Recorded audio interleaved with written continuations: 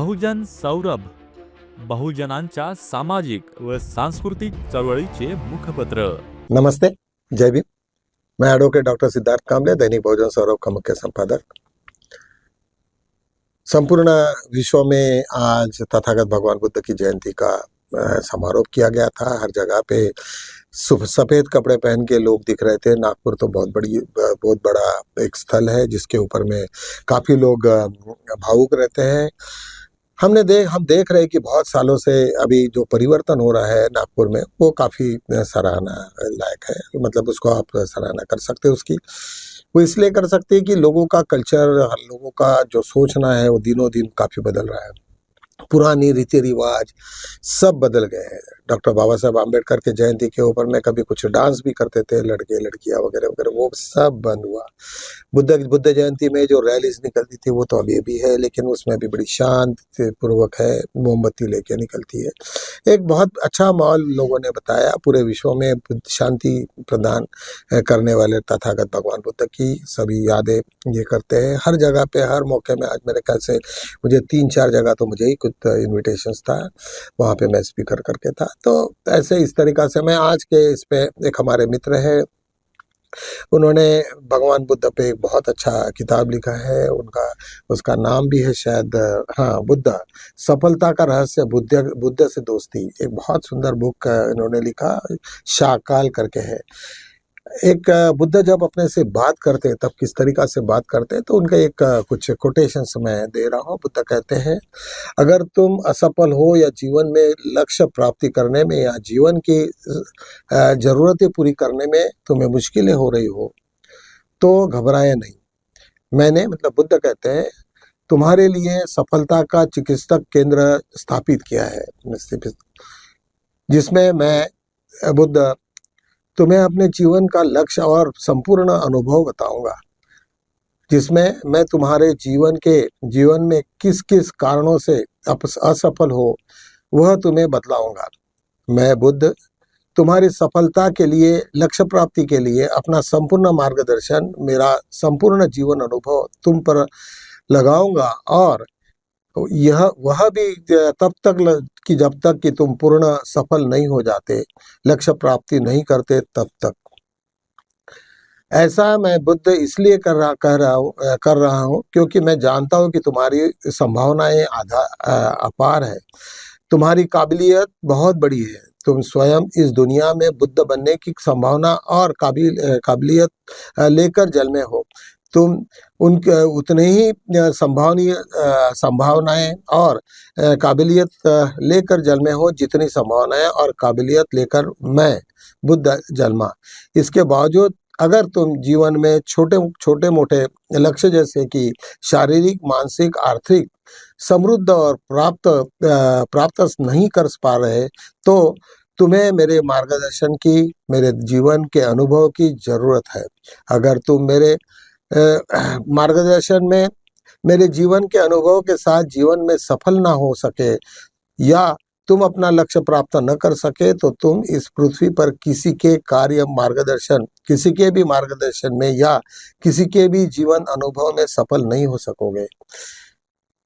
तब तुम्हारे लिए इस दुनिया का कोई भी व्यक्ति काम का नहीं हो, और ना ही मैं बुद्ध तुम्हारे लिए कोई काम का हूँ। तथागत भगवान बुद्ध कहते हैं कि तुम्हें जीवन में सफल करने के लिए मेरे सब अनुभवों की तुम्हें जरूरत है। सब लोग चाहते हैं कि मैं बुद्ध के जैसे बनूं, मैं बुद्ध के जैसे ज्ञानी बनूं, हर चीज, लेकिन सबको संभव नहीं। लेकिन तुम्हें प्रयास करने पड़ेंगे और मेरे बताए हुए मार्ग पे यदि जरा आप चलते हो तो निश्चित रूप से तुम्हें सफलता मिलनी ही मिलनी है। उसमें कोई दुवत नहीं, कोई सेकंड थॉट नहीं रहेगा। चलो, आज तथागत भगवान बुद्ध की वाणी के पश्चात हम लोग आज देश में जो भी कुछ चल रहा है, तो छोटी सी चीजें के बारे में हम थोड़ा संवाद करेंगे। कल 13 तारीख, आज 13 तारीख, आज हम लोग चीफ जस्टिस जो खन्ना साहब थे वो उनका रिटायरमेंट है, और अभी नए चीफ जस्टिस मिस्टर RS मतलब गवई साहब, भूषण गवई जी हो गए। भूषण गवई बहुत एक अच्छे नेक इंसान है। नेक इंसान मतलब मेरे केस उन्होंने नागपुर में हैंडल किया है, मैं उनके से काफ़ी वाकिफ़ हूँ। अमरावती में भी जब मैं था तब भी मेरे साथ उनके संबंध रहे, काफ़ी फ्रेंडशिप है। पूरे जुडिशियरी में जब वो हाई कोर्ट के जज थे या फिर वो इवन एसोसिएशंस में भी जब काम करते थे तो बड़े हंसमुख थे, सभी से दोस्ती, एक स्वीपर से नीचे से काम करने वाले से तो टॉप लेवल तक के सब लोगों के साथ में उनका बहुत ही अच्छा रिश्ता था। मतलब कभी किसी को ये नहीं, यदि कोई कोर्ट रूम में जूनियर यदि आता था तो उसका कह देते कि नहीं बेटा तुम ऐसे करो, नहीं नहीं यू स्पीक, हाँ, और उसको इनकरेज करते थे। ऐसा नहीं कि भाई बहुत बार जुडिशरी में जो हाईकोर्ट के जजेस वगैरह रहे और जूनियर जब आर्गुमेंट करते तब डांटते कि तुम पढ़ के नहीं आते हो, तुमको ये नहीं मालूम, तुमको वो नहीं मालूम, बहुत सारी चीज़ों से उनको दुखी करते हैं ऐसा है। लेकिन एक्सेप्शनल केस में हमारे गवई साहब हैं, तो निश्चित रूप से जब उनको पत्रकार लोगों ने कुछ प्रश्न पूछे कि भाई तुम्हारा क्या परिचय है, तो उन्होंने कहा कि मेरे पिताजी गवर्नर थे और तथा डॉक्टर बाबा साहब आम्बेडकर जब नागपुर में दीक्षा लिए तो उस वक्त मेरे पिताजी वहाँ मौजूद थे। इस रिलेशंस के हिसाब से मैं बुद्धिस्ट हूँ और जुडिशरी में मैं पहला बुद्धिस्ट आदमी हूँ जो यहाँ पे चीफ जस्टिस ऑफ इंडिया बना हूँ। और निश्चित रूप से जब दूसरा प्रश्न आता है कि पुलवामा के बारे में आपका क्या है, तो उन्होंने कहा कि मैं भी एक आदमी हूँ, मैं भी इस देश का निवासी हूँ। निश्चित रूप से ये देश के ऊपर में संकट है और मुझे भी उतना ही दुख हुआ जितना आम सब लोगों को होता है। उन्होंने कहा कि बस ऐसे मुश्किल घड़ी में आप क्या सुझाव करते थे? उन्होंने कहा कि भाई वार कोई अल्टरनेटिव नहीं है, बुद्ध ने भी बार बार दोहराया।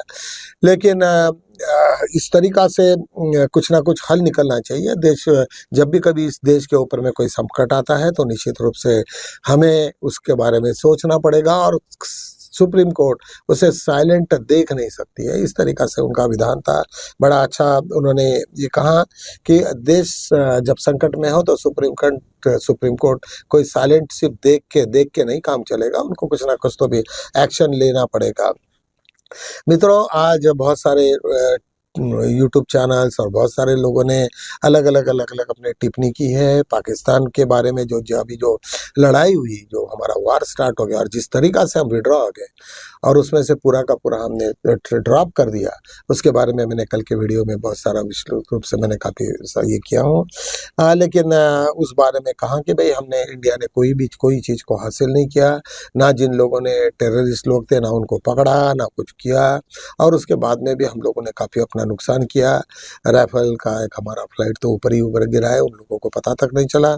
ऐसी दुर्घटना से निश्चित रूप से देश को काफ़ी नुकसान हुआ है और निश्चित ही सभी लोग ही भी दुखी है कि भाई देश ने हमें क्या, मतलब इतना इन लोगों ने किस तरीका से ये किया। आज बीजेपी की तरफ से कोई भी कमेंट्स नहीं, कोई प्रतिक्रिया नहीं कि ये सीज फायर का क्या हुआ, क्यों किए, क्या कारण था, ऐसा कुछ भी नहीं। राहुल गांधी ने, उन्होंने कहा था कि आप पार्लियामेंट सेशन बुलाओ, सभी लोगों को बुलाओ और हम लोग भी कुछ सलाह देंगे, आप हमारे देश का सवाल है। लेकिन प्रधानमंत्री ने उसको नहीं माना और अपने हिसाब से उन्होंने किया और सब लोगों को उनको कहा कि भाई जो भी आर्मी चीफ, नेवल चीफ और एयरपोर्ट चीफ, इनको बता दिया कि तुम अपने हिसाब से लड़ो, अपने डिसीजन। ऐसा नहीं चलता। खैर, उसका क्रिटिसिज्म जो भी हुआ उसके बारे में अभी हम लोग बात नहीं करेंगे क्योंकि वो ठीक नहीं है, क्योंकि वो लोग भी उतने लेवल के लोग हैं। तो चलो, एक बॉम्बे हाई कोर्ट का एक अच्छा एक फैसला हुआ है। एक वहाँ पे Justice Ghuge and Justice Ashwin Bobe के एक खंडपीठ ने एक डिसीजन दिया है कि वहाँ पे 7-7, 8-8 साल से कुछ लोग कैजुअल लेबर पे इस पे काम करते थे, टीचरशिप में, और असिस्टेंट प्रोफेसर के रैंक के लोग थे वो, और 7-7, 8-8, 10-10 साल हो गए लेकिन उनको परमानेंट एम्प्लॉयमेंट नहीं था। तो उसके बारे में काफ़ी वो एक पिटीशन हुई हाई कोर्ट में और उसके ऊपर में उन्होंने कहा कि भाई इतने सालों से जब आप हो तो आपका राइट बनता है कि आपको एब्सॉर्ब किया जाए और गवर्नमेंट को डायरेक्शंस दिया गया कि आप इन सब लोगों को तुम्हें एब्सॉर्ब करना पड़ेगा, ड्यूटीज पे रखना पड़ेगा।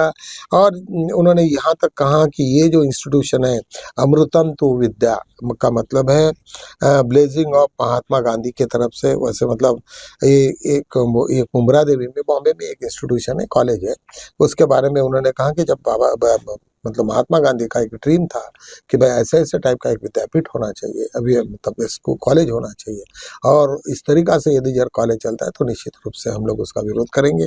और काफ़ी उन्होंने जजमेंट उनके फेवर में दिया है। एक शाहरुख खान का 2012 का एक बहुत बड़ा एक्सीडेंट था, चोलामंडलम इंश्योरेंस कंपनी थी, 1-2 लोगों पे डेथ हुए, उसके ऊपर में कोई डिसेबिलिटी हो गई और उसके बावजूद सुप्रीम कोर्ट ने उसको 65 लाख रुपए पे जुर्माना ठोका। लेकिन चोलामंडलम इंश्योरेंस कंपनी बीच में होने से वो फिर अपील में गए, लेकिन आज हाई कोर्ट में मैटर लगा था। उन्होंने कहा कि नहीं, उन्होंने यही प्ली लिया था कि भाई एक्सीडेंट होने के 6-5 साल के बाद में वो मरा, क्योंकि डिसेबल हुआ था, उस कुछ नहीं कर सका और नेचुरली उसकी डेथ हो गई। उन्होंने कहा कि वो डेथ तो उसी से हुई थी और डेथ को जब प्रोलॉन्ग हो गई, इसका मतलब ये नहीं कि वो पूरा का पूरा रिकवर हो गया था। तो इस टाइप का डिसीजंस हुआ है। निश्चित रूप से मैं थोड़ा सा लीगल और ये हमारे जो डे टू डे लाइफ की जो चीज़ें होती है उसके बारे में मैं आप लोगों को थोड़ा संबोधन करते रहता हूँ और निश्चित करते रहूँगा, क्योंकि इसलिए क्योंकि तुम भी एक ये पूरे सोसाइटी के एक पार्ट हो, तुम्हें सब मालूम होना चाहिए तुम्हारा क्या चलता है, जुडिशरी कैसे काम करती है और हमारा संविधान क्या है और संविधान के हिसाब से किस तरीक़ा से हम लोग सब चल रहे हैं, इसके बारे में तुम्हें ज्ञान होना चाहिए करके इसी दृष्टिकोण से मैं अपने वीडियो भेजता हूँ। निश्चित रूप से आपको अच्छे लगेंगे। इन्हीं शब्दों के साथ में मैं यहीं यहाँ पे विराम लेता हूँ। कल मिलेंगे हम, तब तक के लिए जय।